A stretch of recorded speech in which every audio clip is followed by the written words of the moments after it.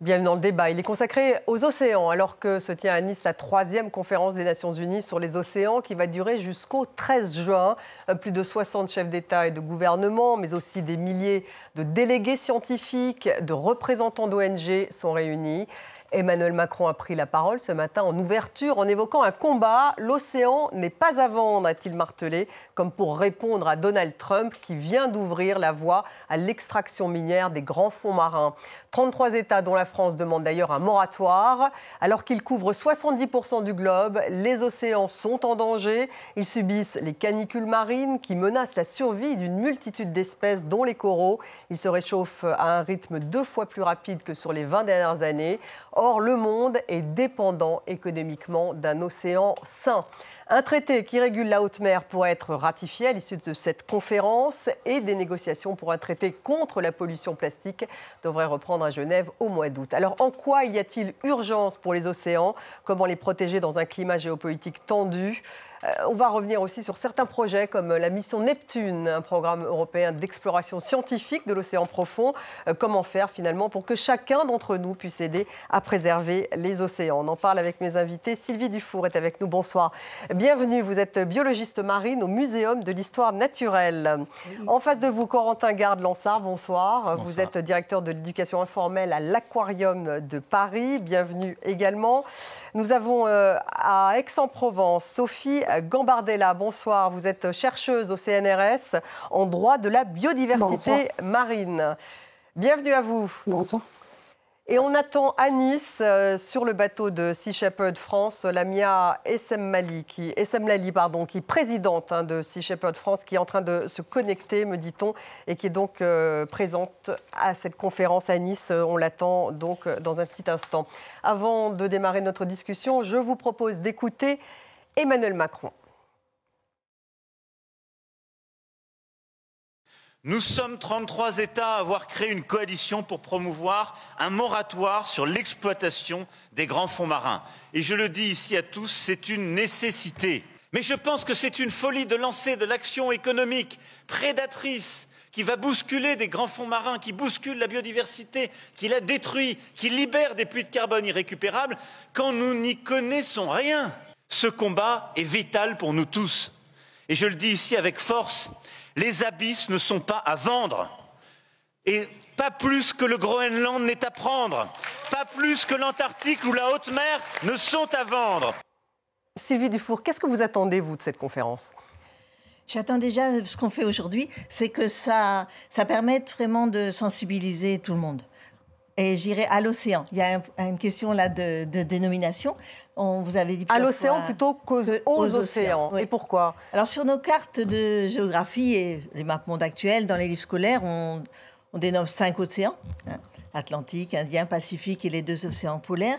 Mais en fait, ils fonctionnent vraiment comme un seul océan.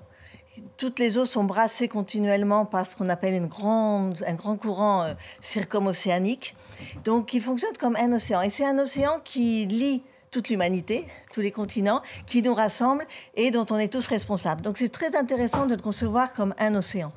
Corentin Garde-Lansart, vous qui êtes directeur de l'éducation informelle à l'Aquarium de Paris, vous mettez l'accent sur l'éducation, vous aussi. Il faut sensibiliser les gens, la population, aux océans, à l'océan.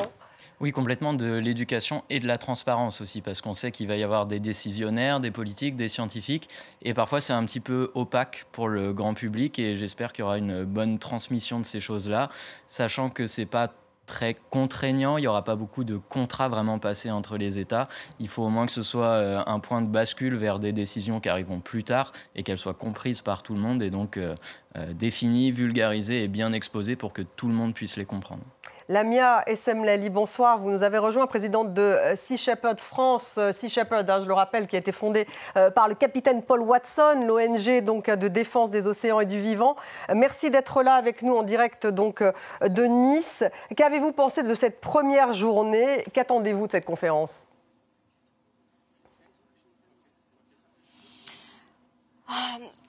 Eh bien, alors, ce qu'on en attend, c'est des résultats concrets, évidemment, comme à chaque conférence. On verra bien ce qui en ressort. Pour être honnête, de ce que j'ai pu entendre jusqu'à présent, notamment lors de l'ouverture du Parlement de la mer, l'accent a beaucoup été mis quand même sur l'économie bleue, sur la nécessité d'exploiter l'océan de manière durable, évidemment, de rester compétitif.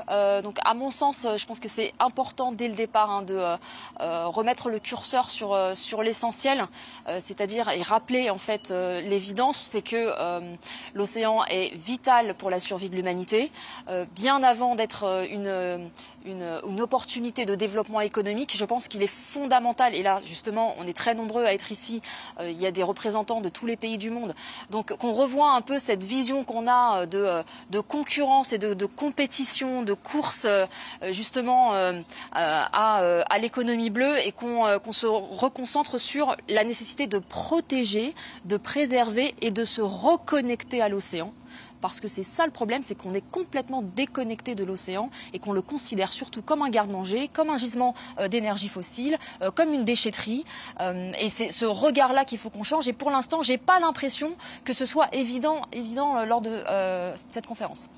Sophie Gambardella, vous qui êtes chercheuse au CNRS en droit, est-ce que pour protéger l'océan, comme vient de le dire Lamia Essemlali, ça passe d'abord par une régulation, par des règles de droit ? Alors, d'abord, je rejoins la position de tous les intervenants. Je pense que ça passe d'abord par une bonne connaissance des enjeux de l'océan. Et on a besoin que la société civile soit mobilisée pour que le droit soit appliqué. Parce qu'en fait, du droit, on a beaucoup de textes. Ces dernières années, on a adopté notamment l'accord BBNJ. Donc, on a une boîte à outils juridiques, mais on peine à la mettre en œuvre parce qu'on manque de volonté politique pour mettre en œuvre ces instruments-là. Et pour ça, le soutien de la société civile est indispensable. On va écouter tout de suite Lula, le président brésilien, qui est présent justement à Nice et qui dénonce, lui, la menace de l'unilatéralisme.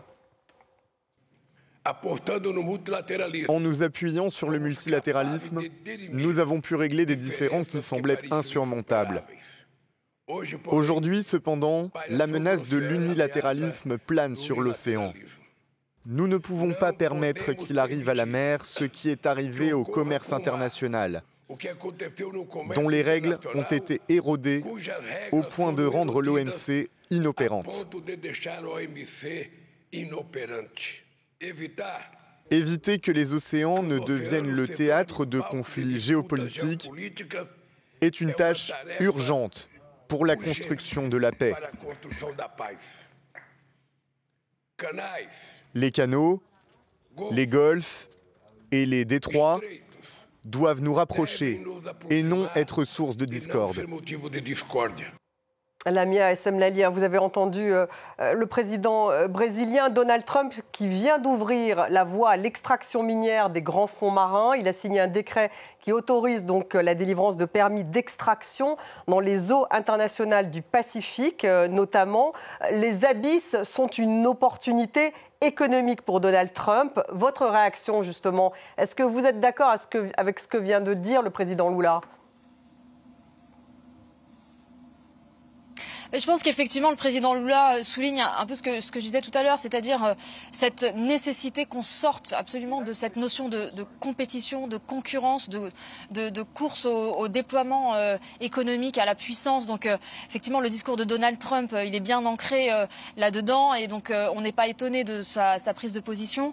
En ce qui concerne Sea Shepherd France, avec le capitaine Paul Watson, on est en train de se pencher sur justement une campagne sur cette problématique de l'exploitation minière en eau profonde dans le Pacifique, parce qu'on est très inquiet des déclarations de Donald Trump, et ça va être effectivement fondamental que la société publique se mobilise massivement, que les médias relayent massivement, et cette problématique de l'exploitation minière en eau profonde risque d'être, je pense, la menace de trop sur la préservation de l'océan. Et là encore, on est dans des logiques concurrentielles et qui sont aux antipodes de cette union qu'il faut absolument qu'on ait tous ensemble pour préserver l'océan, et donc sortir des vieux schémas qui nous ont amenés là où on en est aujourd'hui.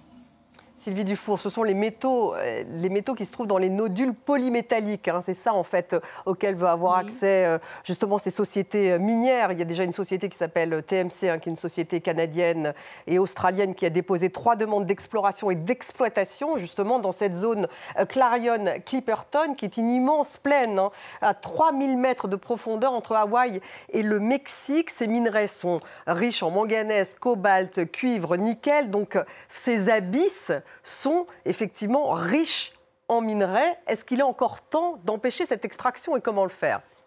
Oui, il est vraiment temps. Les minerais des fonds marins, c'est comme vous dites les nodules sur les fonds, c'est aussi les sources hydrothermales qui sont aussi convoitées. Et c'est pas du tout un univers mort. Il y a de la vie jusque dans le fond des océans. Quand il y a eu des explorations scientifiques, à chaque fois on découvre des nouvelles espèces complètement inattendues qui sont source de connaissances et aussi qui font partie de l'ensemble de l'écosystème marin. Alors pour aller chercher des nodules, on risque de détruire ces écosystèmes entiers. En plus, ils reposent... C'est ça, quel est le risque en fait ? Est-ce que c'est irrémédiable ? On détruit le 3000 mètres en sous-sol et c'est irrémédiable. C'est ça qu'il faut expliquer. On détruit pas. Ils sont posés sur la surface, mais si on va gratter, on dégage des nuages de poussière, de pollution. Donc on ne sait pas simplement là où on va aller chercher le nodule qu'on va faire du dégât, mais sur des kilomètres et des kilomètres carrés à très très grande échelle. Donc on va détruire de la vie, dont une partie on la connaît encore très très mal, pour récupérer un peu de minerais. C'est pas non plus des richesses extraordinaires. Hein. Donc vous dites que ce sont pas des richesses extraordinaires alors que les sociétés par rapport aux dégâts qu'on va faire. Et en plus c'est quand même la grande question, c'est des eaux et des territoires internationaux. Donc c'est un peu le dernier Far West. Un État n'a pas à s'approprier la haute mer et les territoires internationaux. Corentin Garde-Lansard, parce que ces sociétés et d'ailleurs un certain nombre d'îles, hein, même présentes dans le Pacifique, se disent nous, on a besoin de ressources, on veut économiquement en profiter, donc pourquoi pas justement exploiter ce qui est en sous-sol ? Déjà, il y a très peu d'études pour savoir si économiquement c'est rentable de faire ça. Ça peut même être une perte économique que de déployer des moyens pour aller dans ces zones, pour forer, pour récupérer des choses. C'est même pas encore acquis que ce soit rentable, même en extrayant certains métaux. Et surtout, on n'a pas les externalités négatives qu'il y aura ensuite. On les a pas encore en tête puisqu'on ne connaît pas ces fonds marins. On ne sait pas exactement ce qu'il y a dedans. Si ça se trouve, il y a des espèces qui pourraient inspirer les médicaments du futur, des innovations absolument extraordinaires. Il y a des machineries biologiques qui vont pomper du carbone et finalement faire tampon sur ce réchauffement climatique qui est en cours. Et tout ça, tous ces mécanismes-là, on les connaît de loin, mais pas du tout de près. Et en fait, en déréglant tout ça, on ne sait pas toutes les externalités négatives autres qu'il pourrait y avoir après. Donc en termes de richesse, c'est à débattre encore quand même. C'est à débattre encore. Sophie Gambardella, parce que ce qui est intéressant, effectivement, c'est que seulement 25% des fonds marins ont été cartographiés et à peine 1% explorés. Donc l'idée, et c'est ce qu'a dit d'ailleurs Emmanuel Macron, c'est explorer plutôt qu'exploiter. Ça serait ça, je dirais, le mantra de cette conférence. C'est ça. En 1982, avec la Convention des Nations Unies sur le droit de la mer, on a quand même désigné ce que nous, on appelle la zone, ce que vous appelez les grands fonds marins, donc la zone en droit, et ses ressources, les ressources minérales, comme patrimoine commun de l'humanité. Ce qui signifie que c'est l'ensemble des États qui doivent prendre les décisions pour cet espace-là, et non pas des décisions unilatérales. Et pour l'instant, on est dans une phase d'exploration. Il y a des contrats d'exploration qui ont été attribués par l'organisation qui gère cette zone, c'est-à-dire l'Autorité internationale des fonds marins. Et le code minier pour l'exploitation n'a pas encore été adopté, est en négociation depuis 2014. Et donc, on ne peut pas lancer de l'exploitation d'abord tant que ce code minier n'a pas été adopté, le règlement sur l'exploitation. Et ensuite, tant qu'on n'a pas plus de connaissances sur le milieu marin, si on applique ce que nous, on appelle le principe de précaution, il faut quand même un certain nombre de connaissances pour pouvoir, scientifiques pour pouvoir faire la balance risque-bénéfice, en fait. Lamia Essamlali, mais est-ce que finalement les États-Unis de Trump ne sont pas une sorte de rouleau compresseur ? 33 États, dont la France, demandent un moratoire sur ces grands fonds marins. Est-ce que ça peut permettre de contrer la décision de Trump ?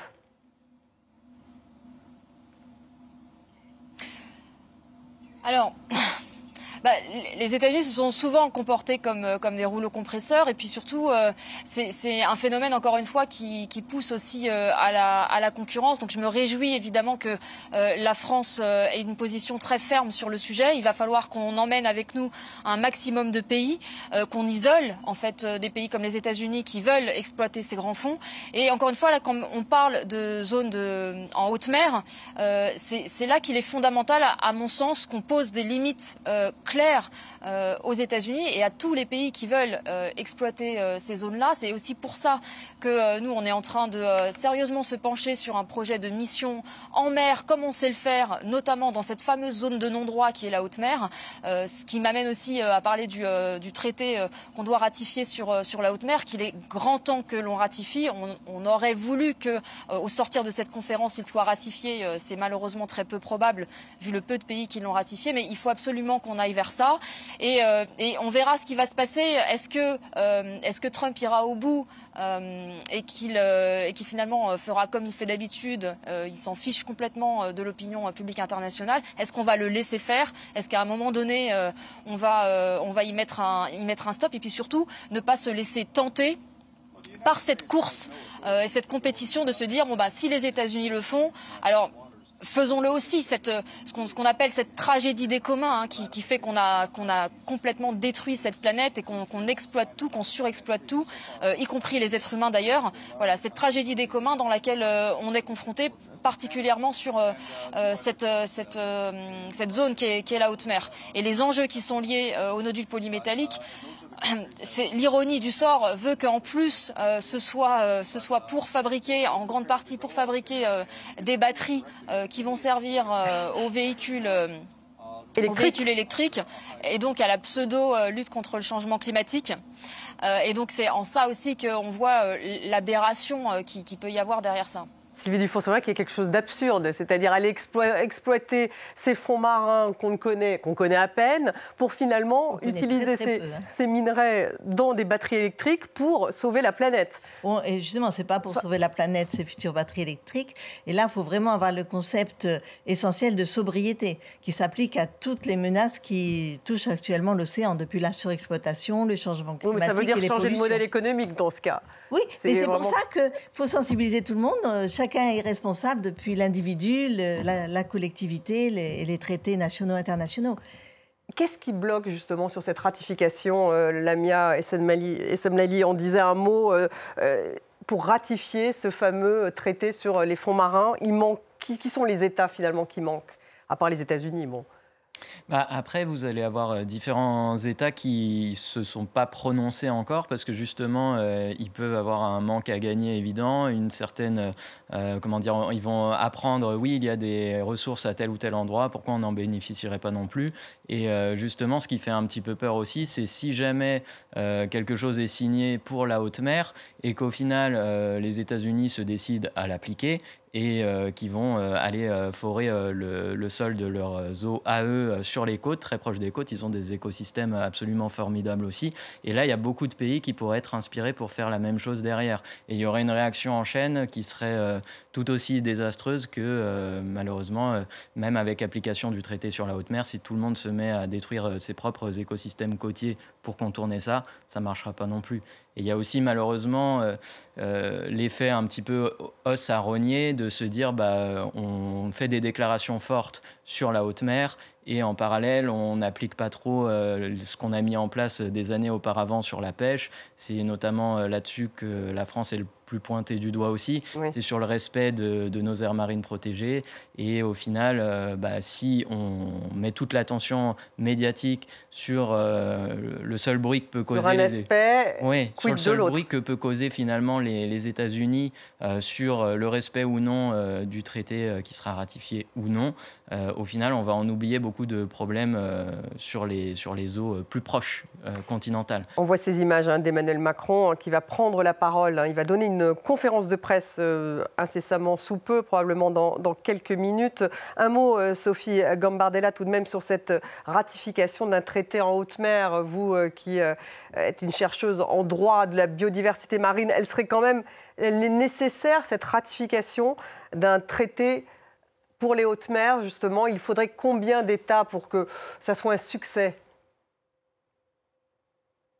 Alors, ça sera un succès dès que ça entrera en vigueur déjà, c'est-à-dire dès qu'on aura le nombre suffisant de ratifications pour que le traité puisse commencer à fonctionner, puisque pour l'instant, il nous faut les ratifications pour avoir la première conférence des parties et mettre en place toutes les institutions dont a besoin le traité pour fonctionner. Donc en fait, l'entrée en vigueur du traité ne sera que le début du travail. Et pour l'instant, on a encore des réticences de nombreux États, et notamment sur la partie sur les ressources génétiques et le partage équitable des bénéfices liés à l'exploitation des ressources génétiques, mais aussi sur d'autres aspects, sur les aires marines protégées et sur les études d'impact. Pour l'instant, la première étape, c'est vraiment la ratification. On va pouvoir commencer ce travail après la ratification. C'est-à-dire commencer le travail, c'est mettre en cohérence toutes les autres institutions avec l'accord du BNJ.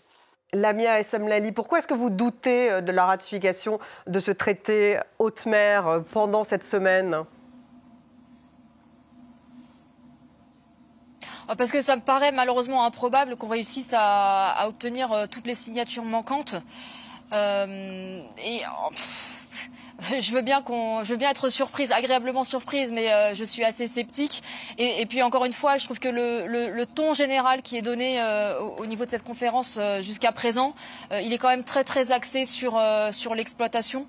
Et donc voilà, j'ai peu d'espoir qu'il en ressorte une ratification sur le traité de la haute mer, mais je rejoins tout à fait ce qui a été dit sur le risque par rapport à l'exploitation des eaux territoriales. Les zones côtières sont celles qui abritent le plus de vie, le plus de biodiversité. Et c'est vrai que là-dessus, la France est très loin d'être exemplaire, notamment sur les questions en matière de pêche. Et justement, je trouve qu'on a une opportunité, une responsabilité unique en France, pas seulement parce qu'on est en train d'accueillir la conférence des Nations Unies, mais parce qu'on est le deuxième espace maritime mondial et qu'on devrait être les leaders. Alors si on a cet esprit de compétition, soyons-le, mettons-le à disposition de quelque chose de noble et de vraiment productif pour le bien commun, c'est-à-dire soyons les meilleurs en ce qui concerne la protection de l'océan, notamment sur la gestion des pêches où nous ne sommes pas bons du tout, et ça ne se limite pas au chalutage de fond, je tiens à le préciser, parce qu'on focalise énormément sur le chalutage de fond dans les AMP, mais selon les biotopes concernés, parfois c'est pas le chalutage de fond qui crée le plus de dégâts, ça peut être les filets calés qui tuent le plus de dauphins et le plus d'oiseaux marins, et si on interdit le chalutage de fond pour que l'effort de pêche se rebascule sur plus de filets, ça va être catastrophique pour la vie marine. Donc il faut faire très attention à ça, des mesures comme ça qui pourraient être simplistes et qui dans les faits pourraient parfois, selon les écosystèmes, être contre-productives. De toute évidence, il ne faut pas chaluter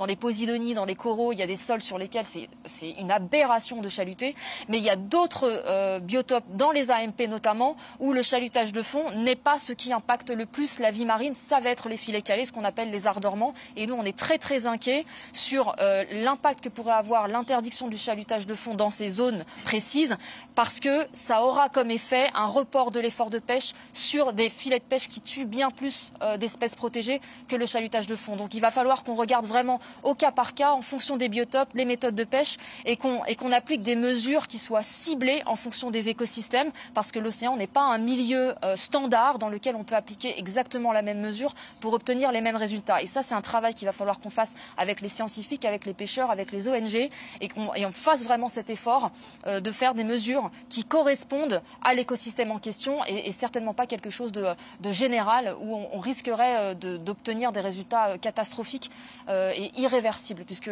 les espèces protégées sont déjà très mises à mal par les méthodes de pêche. Aujourd'hui, la première menace qui pèse sur la survie des mammifères marins, c'est les engins de pêche. Donc mettre plus de filets calés pour compenser l'interdiction du chalutage de fond, ça serait une catastrophe. Et donc nous, on interpelle aussi par rapport à ça, et on est très inquiet là-dessus, et il va falloir qu'on se penche sur ce sujet.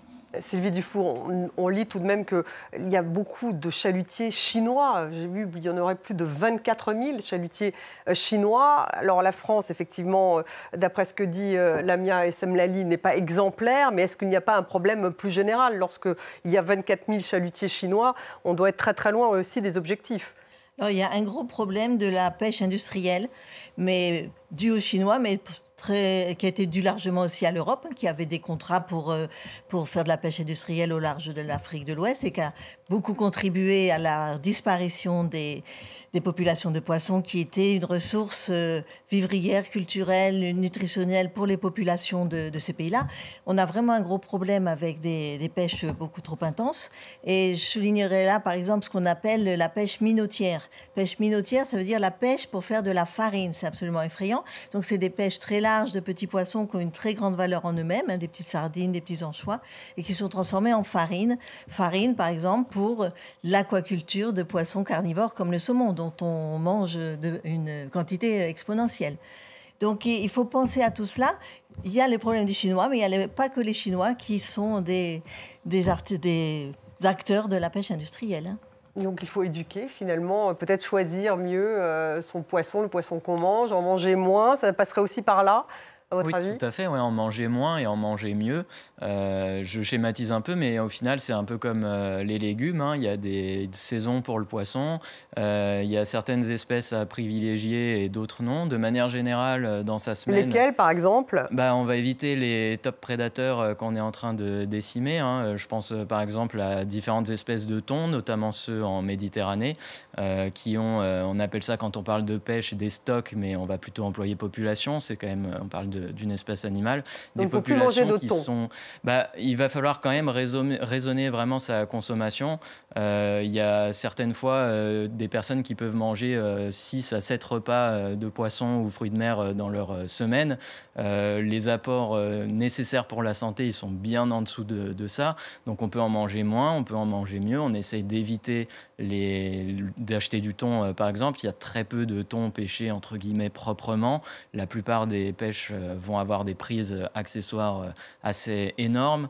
Il y a énormément de prises accessoires qui causent la disparition de certaines espèces, la mise à mal de populations d'animaux marins. Donc au final, même quand vous achetez autre chose que les espèces les plus connues, par exemple les requins, etc., un poisson qui est mal pêché, entre guillemets, il va participer aussi à l'effondrement des populations d'autres espèces. Donc il faut se renseigner un petit peu là-dessus, baisser sa consommation en poisson, essayer de se diriger vers des labels, même si certains d'entre eux sont plus ou moins fiables également. Mais voilà, se renseigner comme on le fait actuellement pour les fruits et légumes. Il y a de la documentation qui existe et le simple fait de se contraindre un petit peu sur de la documentation avant de consommer, c'est rentrer dans une démarche de savoir ce qu'on mange, comment on le fait et donc de participer à un effort citoyen pour adapter ses besoins et ses achats en termes de... Avoir une démarche citoyenne en tout cas, vous dites. Sophie Gambardella, la lutte contre la pêche illégale fait aussi partie un peu de ce qu'il peut y avoir au menu de cette conférence. C'est aussi, il y a une mobilisation de l'OMC, me semble-t-il, là-dessus, de la FAO. Là aussi, il faut des ratifications d'un certain nombre de normes. Alors, effectivement, on a un beau maillage juridique, j'allais dire, parce qu'on a 20 organisations régionales de gestion de pêche, donc avec une approche vraiment régionale de la pêche. Et là, je rejoins un peu ce que disaient Lamia et Samlali. C'est qu'effectivement, chaque situation est très différente en fonction des régions en ce qui concerne la pêche. Et on a ces organisations qui prennent des décisions, tout un arsenal de mesures qui sont peu appliquées. Et on a ce problème de la pêche illicite, qui est encouragé notamment par de nombreuses subventions étatiques, avec un accord qui a été adopté au sein de l'OMC en 2022, mais qui lui aussi peine à être ratifié. Et c'est un accord qui est en lui-même assez imparfait et qu'il va falloir encore renégocier, puisque les États sont revenus sur beaucoup de décisions, et notamment n'ont pas interdit les subventions aux carburants, qui sont une des subventions qui peuvent contribuer à la pêche illicite. Un mot, Lamia et Samlali, on attend toujours Emmanuel Macron qui va donner une conférence de presse dans très peu de temps. Un mot sur le plastique. Est-ce que vous seriez pour une sorte de déclaration mondiale contre les déchets plastiques ? Chaque minute, 15 tonnes de plastique sont rejetées dans les océans. Plus qu'une déclaration mondiale, je pense qu'il faut vraiment qu'on revoie complètement notre façon de consommer au niveau du plastique. Une interdiction du plastique à usage unique, ça me semble être une mesure de bon sens qu'il faut absolument mettre en place, sachant que le recyclage est pas non plus la panacée, donc il faut absolument qu'on sorte de ça. Mais c'est encore une fois, c'est une façon complètement différente de consommer qui est nécessaire. Et là, c'est une problématique extrêmement vaste parce que nos sociétés se sont, ces dernières décennies, complètement bâties sur l'utilisation du plastique de manière outrancière. Et on voit bien que la prise de conscience, elle se fait aujourd'hui dans ce qu'on appelle les pays développés et que dans les pays en voie de développement, on en est encore très loin. On voit d'ailleurs, il suffit de s'y rendre pour voir le niveau de pollution plastique qui peut y avoir. Donc on est face à un énorme défi, mais à mon sens, finalement, si on regroupe toutes les menaces qui pèsent sur l'océan, que ce soit au niveau de la surpêche, de la pollution plastique, la pollution sonore, le trafic maritime, l'exploitation minière, cette tentation d'aller exploiter les grands fonds marins, je pense que le problème, on parlait tout à l'heure de toutes ces nations, notamment de ces petites îles du Pacifique qui sont tentées, elles aussi, d'obtenir des gains économiques par l'exploitation des fonds et qui vont nous dire, vous avez bien exploité la planète jusqu'à plus soif et vous venez aujourd'hui nous donner des leçons là-dessus.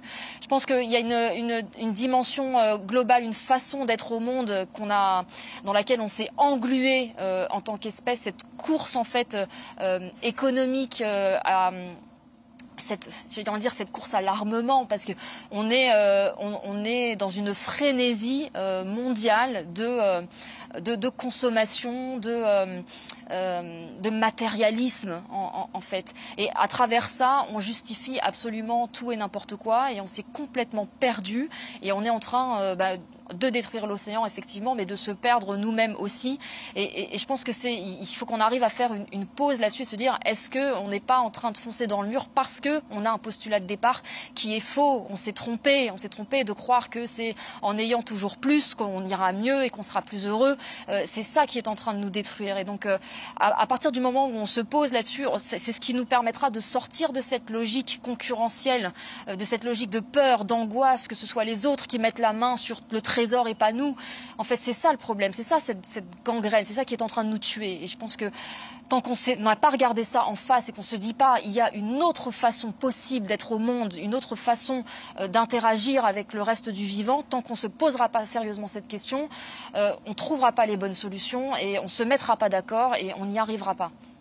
Sylvie Dufour, mais ça va être difficile justement de convaincre tout le monde de ce que vient de dire justement Lamia Essemlali, parce qu'on là, c'est d'un modèle économique dont on parle, c'est de comment faire justement pour préserver l'océan tout en créant des richesses, comment les jeunes finalement militent pour la préservation des océans, mais ils utilisent le portable littéralement tous les jours, et pour faire fonctionner un portable, eh bien, vous avez besoin de minerais que vous allez peut-être trouver dans le fond de l'océan, donc c'est compliqué. Donc vous êtes pour la sobriété, mais ce n'est pas le cas de tout le monde, je dirais. Oui, mais je pense que justement les jeunes, ils sont de plus en plus sensibles et il faut faire comprendre. C'est pour ça que je vous ai dit tout à l'heure que faire des batteries, c'est pas uniquement pour avoir de l'énergie durable, c'est aussi pour faire des portables et des tas d'accessoires. Il faut réfléchir desquels on a vraiment besoin.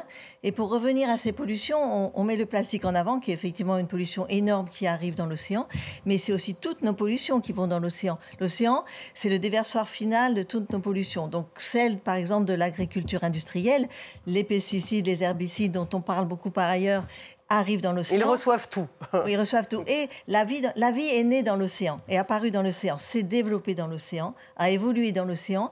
Et en fait, tous les animaux qui semblent loin de nous, des mollusques, des poissons, ont un fonctionnement très similaire au nôtre. Et c'est pour ça que, par exemple, tous les polluants qui peuvent nous affecter, nous, affectent aussi, en fait, dans leur vie, dans leur cycle de vie, leur développement, leur reproduction, les organismes marins.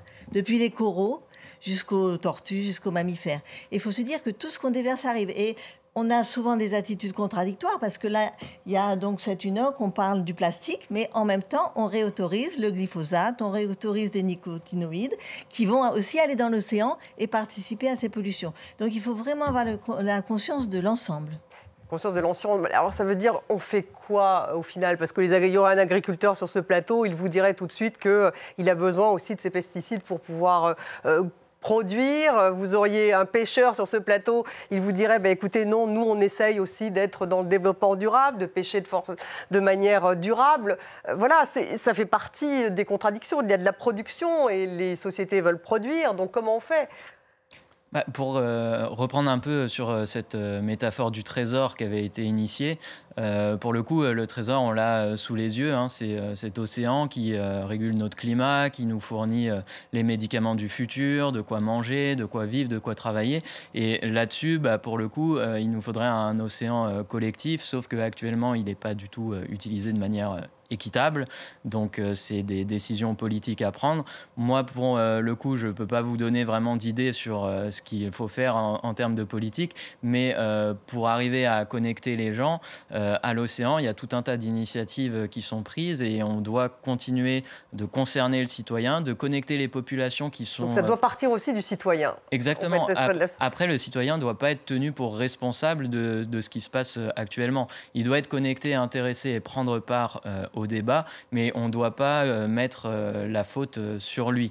Et après, pour justement continuer de satisfaire les différents secteurs de marché qui exploitent l'océan et qui auront forcément leur mot à dire, en fait, le problème aujourd'hui, c'est qu'on fait beaucoup d'exploitation avant d'explorer. Et on ne sait pas non plus, malheureusement, ce qu'on gâche comme opportunité et le danger dans lequel on se met sur les années à venir en déséquilibrant certains équilibres écosystémiques, en exploitant certaines ressources qui sont finies et non pas infinies. Et donc, le problème, c'est qu'on ne fait jamais de bilan. Si ça se trouve, exploiter telle zone, ça permettrait de, entre guillemets, laisser tranquille une autre zone. Et ça, on ne pourra pas le savoir si on ne fait pas de bilan d'exploration. Donc laisser aussi un peu la place aux scientifiques pour pouvoir analyser la situation, mieux comprendre les écosystèmes, savoir ce qu'il y a à l'intérieur. C'est le cas de la mission Neptune dont a parlé Emmanuel Macron, ça ferait partie de ce qui est sur 15 ans quand même. 15 ans, alors que les décisions sont souvent prises sur l'année. En quelques mois, on va avoir une expédition pour aller exploiter une zone, alors qu'une exploration, cette fois-ci, pour découvrir une zone, l'inventorier, connaître les enjeux qu'il y a autour, ça prend beaucoup plus de temps. Et le problème, c'est qu'il y a cette dichotomie-là, il y a quelque chose qui va très vite et autre chose qui va très lentement, et il va falloir savoir prendre ce temps. Sinon, on va mettre des ressources en danger. Lamia Essemlali, sur justement cette mission Neptune, c'est important de savoir ce qui se trouve finalement dans les océans. On les connaît très peu. C'est important de comprendre comment fonctionne l'écosystème marin, notamment parce qu'aujourd'hui, on est encore sur des très vieux modèles. J'en reviens par exemple au système des pêches, la gestion des pêches qui considère l'océan comme une sorte de hangar avec des stocks. Effectivement, le terme de stock est beaucoup employé quand on parle des populations de poissons et de gestion, comme si tout était compartimenté, alors qu'on est sur un écosystème qui est un organisme vivant où tout interagit. Il y a énormément d'interdépendances. Et donc, bien connaître toutes ces interdépendances, c'est fondamental justement pour mettre en place les mesures de protection les plus efficaces et pour épargner absolument ce qui doit l'être. Là où je peux me méfier, c'est quand on est sur des logiques d'exploration qui sont de toute évidence un préalable à l'exploitation et pas forcément à la protection. Donc voilà, explorer pour comprendre et pour mieux protéger, pour préserver et pour épargner, ça c'est important. Explorer pour finalement savoir comment est-ce qu'on va pouvoir exploiter le plus possible, ça je soupçonne que ce soit aussi une des motivations derrière tout ça. Mais maintenant, effectivement, aller exploiter des écosystèmes qu'on ne connaît absolument pas, c'est une aberration totale. L'exploitation des grands fonds marins risque de déclencher d'énormes zones mortes avec un effondrement de la biodiversité et donc un affaiblissement de cet organe de régulation du climat qui est l'océan. C'est une bombe à retardement écologique et une irresponsabilité absolument colossale. Donc au-delà du fait qu'on pourrait perdre effectivement des potentiels intérêts pharmaceutiques pour le bien-être de l'humanité, c'est surtout qu'on risque d'enrayer le premier organe de régulation du climat. Et donc on parle là très clairement de la survie de l'humanité. Et si l'océan meurt, nous mourrons. C'est le leitmotiv qu'on répète depuis 40 ans avec Sea Shepherd. Je pense que tout le monde n'a pas bien compris ça encore. C'est le berceau de la vie, mais ça sera aussi notre tombeau. Et la tragédie, c'est que comme on est dos à la mer, pour beaucoup de gens, en fait, l'océan, ça reste quelque chose de très abstrait. Le lien à la vie marine, il est pour beaucoup de gens le poisson mort dans leurs assiettes. Et donc c'est ça qui est terrible. C'est pour ça que je cite souvent Éric Tabarly qui disait pour les Français, l'océan c'est ce qu'ils ont dans le dos quand ils étalent leur serviette de bain sur la plage. C'est vrai pour les Français, mais c'est vrai pour tous les autres malheureusement.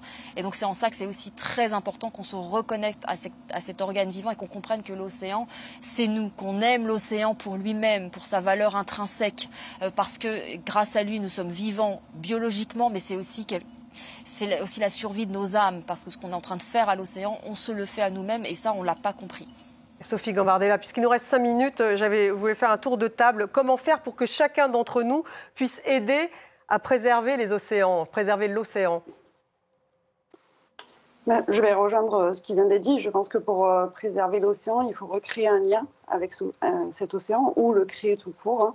On a des approches tous très différentes de l'océan et tant qu'on ne comprend pas tout le rôle qu'il joue et toute l'importance de préserver l'océan pour maintenir, alors moi je pense pas tant la survie de la planète, mais la nôtre en fait, nos conditions actuelles d'habitabilité de la planète, on ne protégera pas l'océan. Donc plus on va faire comprendre ce qu'est l'océan, son importance, et mieux chacun travaillera à la protection de l'océan. Sylvie Dufour, comment faire pour que chacun d'entre nous puisse aider à préserver l'océan? Oui, je rejoins tout à fait ce qui est dit.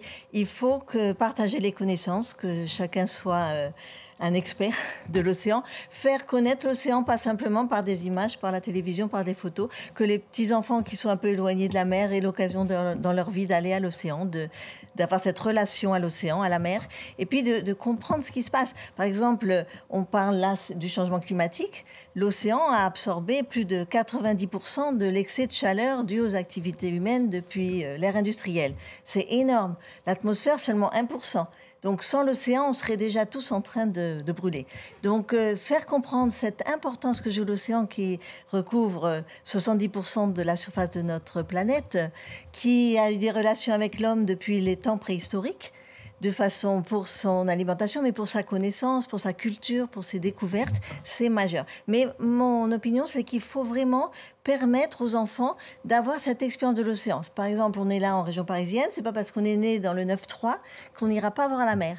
Donc il faut aussi avoir cette éducation, et après que chacun, à chaque étape de sa vie, en tant qu'enfant, en tant que citoyen, la façon dont on vote, la façon dont on s'engage dans des ONG, ça compte, parce que la protection de l'océan, ça part de l'individu aux décisions régionales, nationales et internationales. Donc c'est un parcours de vie de chacun, de la protection de l'océan. Comment faire pour préserver cet océan, pour que chacun de nous puisse aider à préserver l'océan? Moi, j'abonde en ce sens. Ça passera beaucoup par les enfants. Faire en sorte que les populations les plus déconnectées du milieu océanique, qui connaissent presque rien de l'océan, c'est des machineries hyper complexes, l'océan, les écosystèmes, la vie, comment le climat est régulé, etc., puissent avoir une petite base scientifique au moins de comment ça marche, que ceux qui ont déjà une petite base scientifique en sachent un petit peu plus, donc continuer de cultiver cette culture de l'océan, culture scientifique, mais aussi culturelle tout simplement, patrimoniale également, pour tout ce qu'on lèguera pour plus tard. Donc consommer du contenu éducatif, ça passera par de l'éducation informelle, de l'éducation académique également, et que tout ça soit en lien pour justement arriver à connecter tous ces enfants, mais aussi ces adultes, ces adolescents, à savoir à quel point l'océan est important, à savoir à quel point notre survie aussi dans le monde entier dépend de l'océan, qui est vraiment un ensemble à protéger, des écosystèmes à protéger, des espèces à protéger et à respecter. Et ça, je pense que c'est fondamental, et ça passe par beaucoup d'éducation.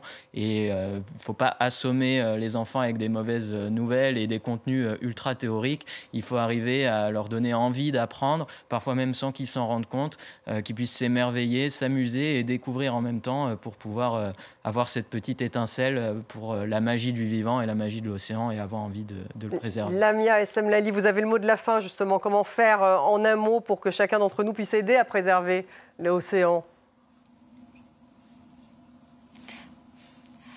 Sans vouloir ramener le sujet à moi, mais je suis quand même un exemple de ce qu'il est possible, dans le sens où moi je suis une enfant du 9-2, hein, j'ai grandi à Gennevilliers, je suis née en banlieue parisienne, j'ai passé mon adolescence dans une cité difficile, très très loin de l'océan, et aujourd'hui je dédie ma vie à l'océan parce que ça m'a touchée, parce que j'ai écouté mon cœur, parce que j'ai appris à le connaître, et tout ça c'est possible, c'est inspirant de rencontrer des gens qui se battent pour ça. Je pense que les enfants ont quelque chose que beaucoup d'adultes ont perdu, cette connexion naturelle et instinctive au reste du vivant. Et au-delà du fait qu'il faut les éduquer et leur donner des informations, je pense qu'il faut surtout ne pas les formater et ne pas leur enlever cette magie de l'enfance et qu'ils restent des enfants en grandissant, qui restent connectés à l'essentiel et au vivant et qui servent d'exemple aux adultes. Merci beaucoup Lamia et Semlaï d'avoir été avec nous en direct de Nice. Merci Sylvie Dufour, merci beaucoup Corentin Garde-Lansard, merci à vous Sophie Gambardella. Merci à vous tous de nous avoir suivis. Vous retrouvez l'émission sur les réseaux sociaux également en podcast et je vous dis à demain.